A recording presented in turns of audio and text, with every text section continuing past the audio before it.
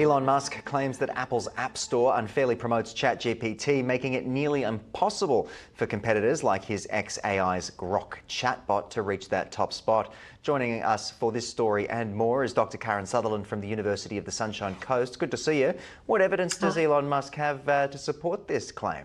Look, I really don't know. I mean, he's ranked at number 6, which isn't too bad. But yeah, I think he's upset. You know, he has a beef with OpenAI and he's constantly taking them to court.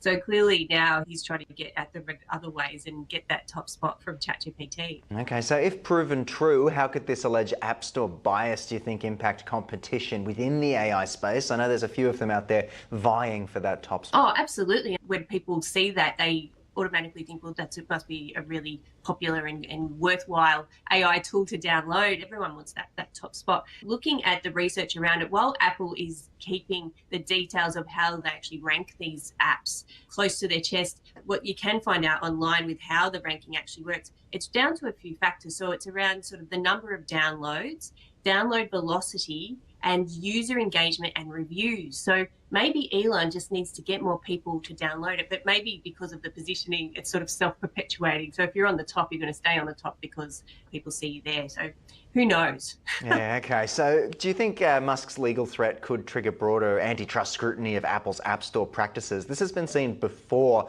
with things like Fortnite and the Epic Games Store as well when it comes to Apple's App Store. People want... Oh, they certainly do, because, I mean, that's where people generally download all of their apps, those who have Apple products.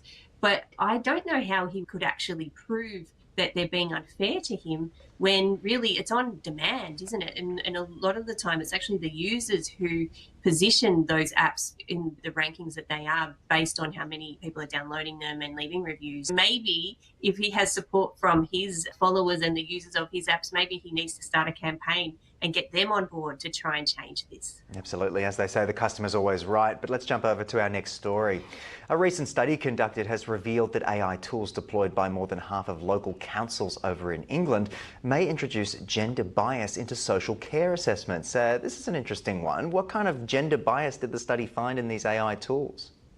It's really worrying, this one, actually, and it just goes to show just how much bias can be in some of these models. There was a research study done where 617 real social cases were analysed, and they generated over 29,000 AI summaries. And what it found was that the AI were describing men's health issues as complex or describing them as unable, so that they needed care and support, whereas women with the same conditions were described as independent or able.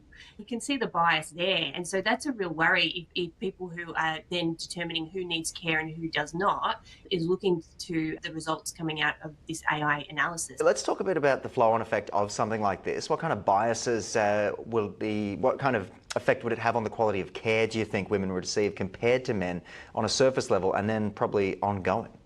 It could mean that a man will get care and a woman will not get care, even though they have the same condition. And so that could mean that a man is more supported or able to recover better, whereas a woman is just left to look after herself, which is not a great way to look after people who need support in the community. Okay. What steps should we see councils perhaps take to ensure AI tools provide this fair and unbiased assessments? I feel like you just tell the prompt, be fair and unbiased, and hopefully it will be.